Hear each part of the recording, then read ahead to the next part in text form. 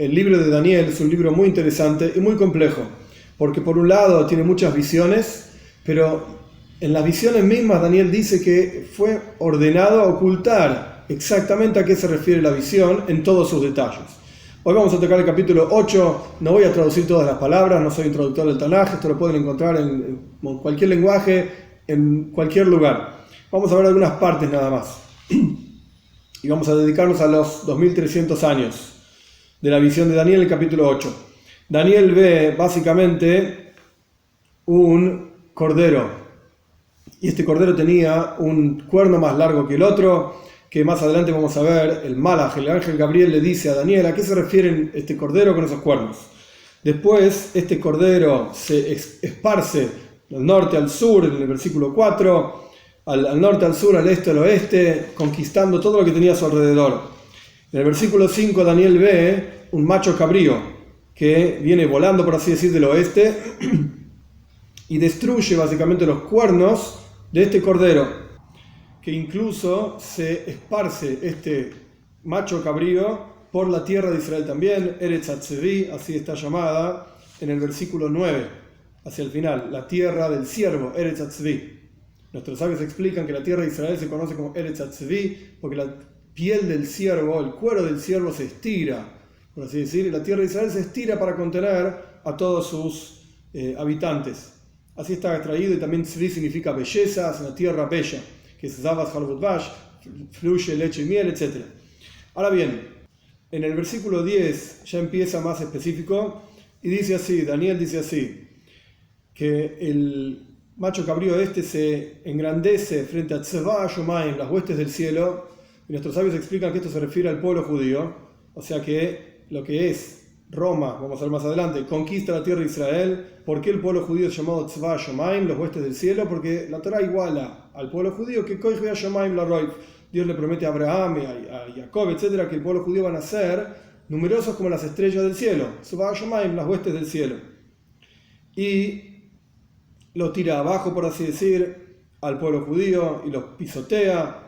Y el Sar Tzva Gadol, en el versículo 11, el gran ministro de las huestes del cielo, que se refiere al Beis Hamikdash, al templo que quitaron, vamos a ver quién más adelante, quitaron el Tomid, o sea el constante, la ofrenda constante se interrumpió en el Beis Hamikdash, y como dice el final del versículo 11, Hushlach Mechon Mikdash, fue tirado a la tierra, o sea destruido su casa santa, el templo, el Beis Hamikdash.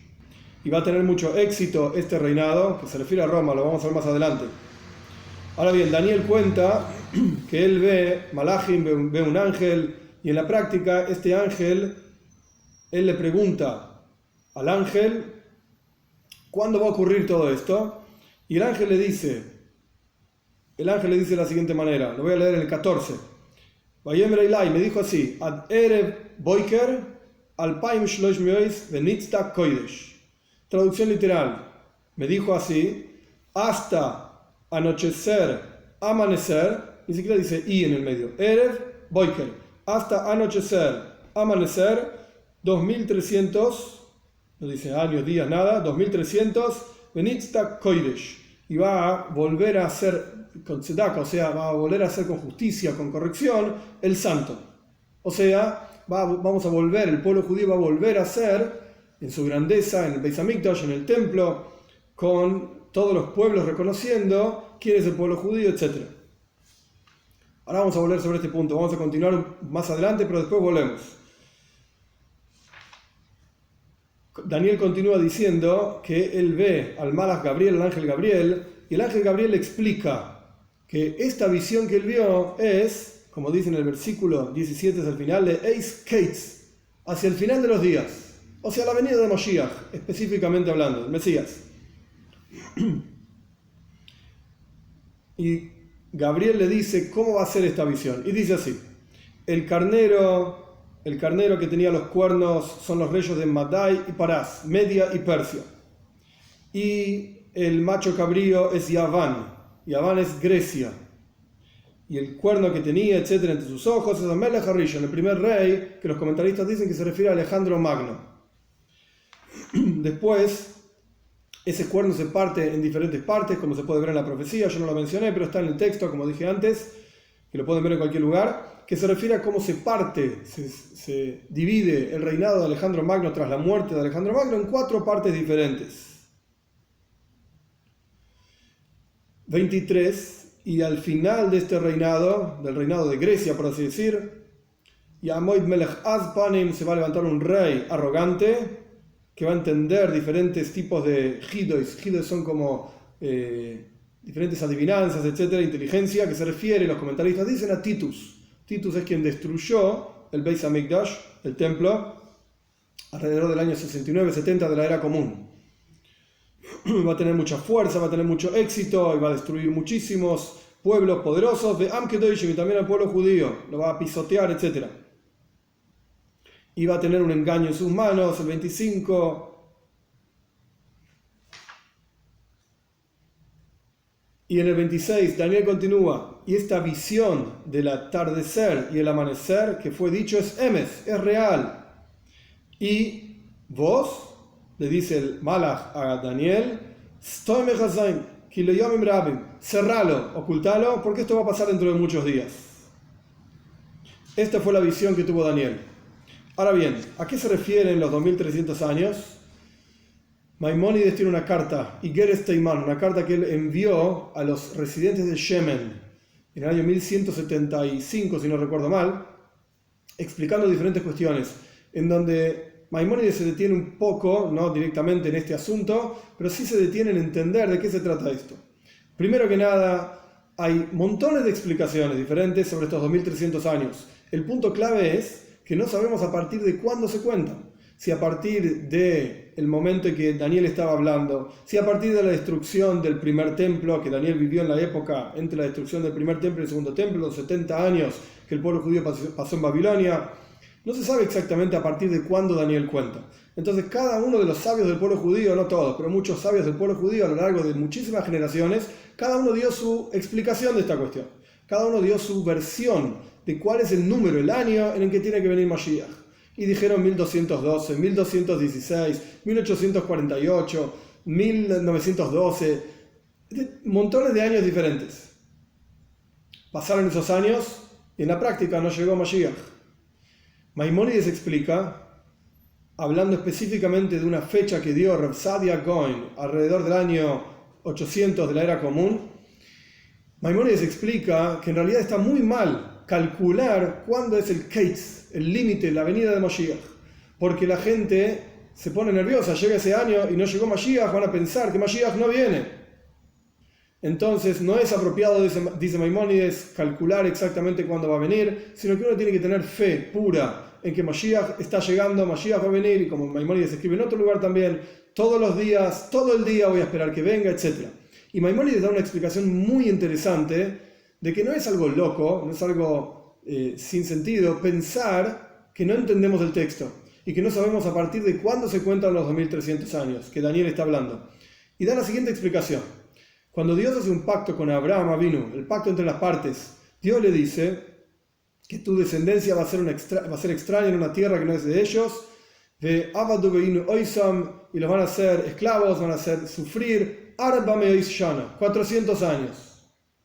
Si nosotros contamos el tiempo que el pueblo judío estuvo en Mitzrayim, en Egipto, incluso la Torá menciona más adelante que el tiempo que el pueblo judío estuvo en Egipto fueron 430 años. Si nosotros contamos exactamente el tiempo que el pueblo judío estuvo en Egipto, fueron 210 años. Solamente 210 años. Entonces, los 400 años que Dios le habló a Abraham, ¿de qué se trata? Una explicación, la más simple, por así decir, es que en realidad, en la época de Abraham Avinu, Mitzrayim, Egipto, era mucho más grande de lo que es hoy en día. Y parte de la tierra de Canaán, parte de la tierra de Israel, era parte de Egipto. Entonces Abraham estuvo en Egipto, incluso estando en lo que hoy es la tierra de Israel, estaba en Egipto. Entonces ahí se cumplieron los 400 años. Hubo parte del pueblo judío que intentó salir de Egipto antes que la verdadera salida de Egipto, con los milagros en Pesaj, etc., antes de que Dios nos saque de Egipto con el brazo extendido, etcétera, etcétera. Y esa gente murió. ¿Por qué? Porque calcularon mal los 400 años. Ellos entendieron que el cálculo era desde un momento determinado, por ejemplo, desde el momento del pacto de Abraham con Dios, o desde el momento de la bajada de Jacob hacia Mitzrayim, y así sucesivamente. Solamente cuando el pueblo judío sale de Egipto en la práctica, es que ahí entendimos retroactivamente que el cálculo de los 400 años que Dios le dijo a Abraham era desde el nacimiento de Isaac. Desde ese momento en adelante el pueblo judío ya estuvo, por así decir, exiliado, por así decir, preparándonos para el exilio. Vemos de aquí, dice Maimónides claramente, que incluso un cálculo que aparecía en la Torá no se entendió sino hasta que ocurrió otro evento. Lo mismo pasa con lo que dice Daniel. A pesar de que nuestros sabios dan kitzim, dan momentos y fechas en que tendría que venir Mashiach, en la práctica no sabemos a partir de cuándo cuenta Daniel estos 2300 años, y cuando habla de Erev y Boiker habla de un atardecer y un amanecer. El atardecer es el final del Golus, el final del exilio, a partir del cual viene el amanecer, que se refiere a la Geulá, a la redención, con la venida de Mashiach pronto en nuestros días, pero no sabemos a partir de cuándo cuenta Daniel. Entonces, lo que tenemos hoy en día es, no sabemos la fecha exacta de la venida de Mashiach. El Talmud dice, ya se terminaron todas las fechas, y el Rebbe lo mencionaba muchísimas veces, ya se terminaron todas las fechas, y la venida de Mashiach depende solamente de tshuva, de acercamiento a Dios, de arrepentimiento y buenas acciones, que se refiere a la observancia de mitzvot. Entonces, el Ikar, lo principal, no pasa tanto por el cálculo de cuándo va a venir y qué significa cada uno de los números, porque Daniel los diferentes números en diferentes capítulos. La cuestión no pasa por ahí. La cuestión pasa por entender que Moshiach no va a venir porque Daniel dijo esta fecha o la otra fecha. Moshiach va a venir porque nosotros vamos a hacer tshuva, porque nosotros vamos a arrepentirnos y acercarnos a Dios, y vamos a hacer lo mejor que esté en nuestras manos para en la práctica que se revele la presencia de Mashiach aquí abajo, físicamente hablando en nuestra tierra, rápido en nuestros días. Esto es lo principal. ¿Qué puedo hacer yo para traer a Mashiach? Y no sentarse y empezar a calcular si Daniel dijo así, Daniel dijo así, corresponde con este evento, con el otro evento, más allá de lo que el Malach Gabriel mismo le dice a Mashiach, que nuestros sabios explican. Por ejemplo, Alejandro Magno, el ángel Gabriel no habló de Alejandro Magno, sino que el ángel Gabriel habló simplemente de Amelech HaRishon, el primer rey, que después su reinado se divide en 4 y no eran sus hijos, etcétera, etcétera. El punto es que sabemos, históricamente se refería a Alejandro Magno, pero esto lo sabemos ahora, después de que todo este evento pasó, porque Alejandro Magno vivió muchos años después de Daniel. Entonces, volvemos a la cuestión anterior. Kalu Kola Kitzim. Ya todas las épocas y fechas que fueron dadas se terminaron. Incluso hay una historia interesante del Tzemach Tzedek, el tercer Rebbe de Chabad. Había una fecha que estaba calculada, que tenía que venir Moshiach de 1848. Le preguntaron al Tzemach Tzedek, al Rebbe de Chabad, al tercer Rebbe, ¿qué pasó? Pasó el año y no llegó Moshiach. Y el Tzemach Tzedek contestó, en ese año se imprimió el Likutei Torah. En ese año se imprimió un libro determinado de discursos hasídicos del Alter Rebbe, editado por el Tzemach Tzedek, el tercer Rebbe de Chabad. Vemos que la venida de Mashiach no es solamente una cuestión física que tiene que venir un hombre, etcétera, etcétera, que esto es así, y en la práctica lo esperamos todos los días, todo el día. Pero los cálculos que hicieron diferentes sabios también tienen un asunto, un aroma, por así decir, de Mashiach, al punto tal que la venida de Mashiach en ese año 1848 significó la impresión de ese libro. Pero en la práctica se reveló el hombre de carne y hueso, Mashiach. No. Continuamos esperándolo. Entonces vemos que hay eventos que significan y simbolizan también un acercamiento y la venida de Mashiach en algún aspecto espiritual. Continuamos esperando que venga rápido en nuestros días, en un año o en el otro año, lo antes posible, para sacarnos del exilio y reunir, como dice Maimónides en otro lugar, reunir a todo el pueblo judío en Eretz Israel y reconstruir el tercer Beis Hamikdash y hacer retornar todas las leyes como están en la Torá, el reinado de David, su padre, y Shloime, su padre también, porque Mashiach tiene que ser descendiente de David y de Shloime, de los dos, y que esto realmente haga que todos los seres humanos podamos servir a Dios con unión, Shem Echad, hombro a hombro, todos juntos al Dios único, rápido en nuestros días.